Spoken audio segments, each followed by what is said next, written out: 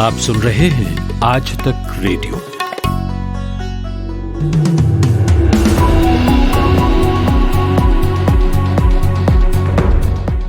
नमस्कार, दोपहर 1 बजे के 5 मिनट बुलेटिन लेकर मैं हाजिर हूं प्रतीक वाघमारे।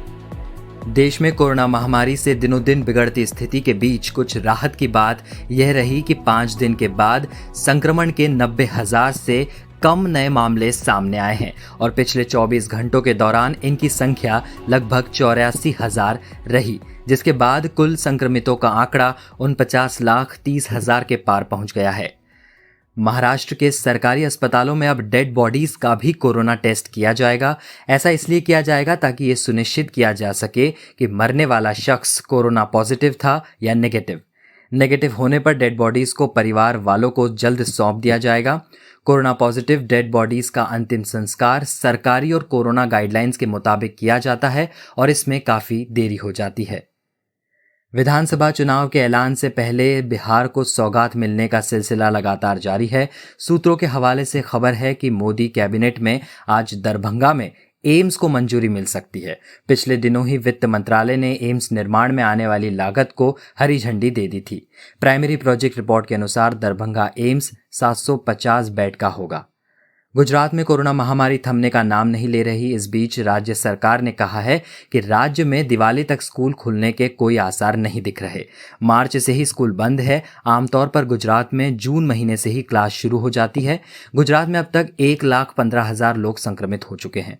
जम्मू कश्मीर के पुलवामा जिले में घेराबंदी और तलाश अभियान के दौरान सुरक्षा बलों और आतंकवादियों के बीच मुठभेड़ शुरू हो गई। एक पुलिस प्रवक्ता ने बताया कि आतंकवादियों की मौजूदगी के बारे में खुफिया सूचना मिलने पर जम्मू कश्मीर पुलिस के विशेष अभियान समूह, राष्ट्रीय राइफल्स और केंद्रीय रिजर्व पुलिस बल ने पुलवामा के गांव में संयुक्त अभियान चलाया।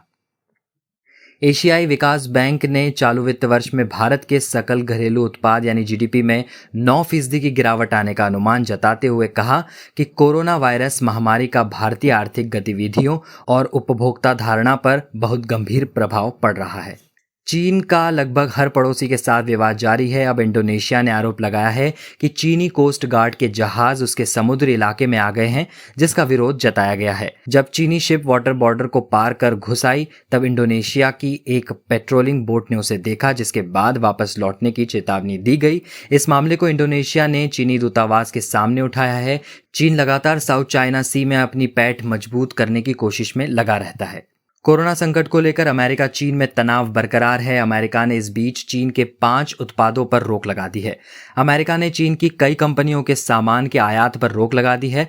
अमेरिका को उत्तर पश्चिमी चीन में जातीय अल्पसंख्यकों पर व्यापक कार्रवाई के हिस्से के रूप में हिरासत में लिए गए लोगों से जबरन श्रम कराने का संदेह जताया है।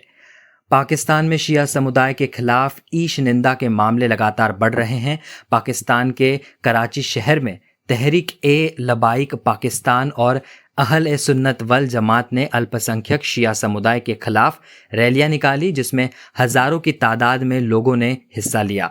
रैली के दौरान लोगों ने शिया समुदाय के खिलाफ शिया काफिर है जैसे नारे लगाए और मुहर्रम के जुलूस पर बैन लगाने की भी मांग की है।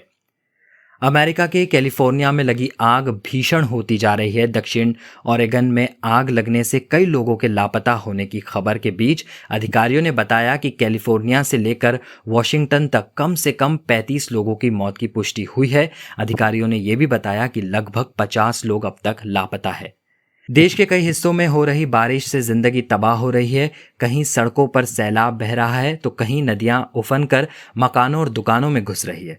बिहार के गोपालगंज में बाढ़ का संकट अब तक कम नहीं हुआ है। गंडक नदी लगातार कहर बरपा रही है। वहीं मध्य प्रदेश के कई जिलों में तबाही के मंजर दिख रहे हैं। इधर गुजरात के राजकोट में मौज डैम के ओवरफ्लो होने से भी खतरा बढ़ गया है। इसी के साथ ये बुलेटिन यहीं समाप्त होता है। नमस्कार।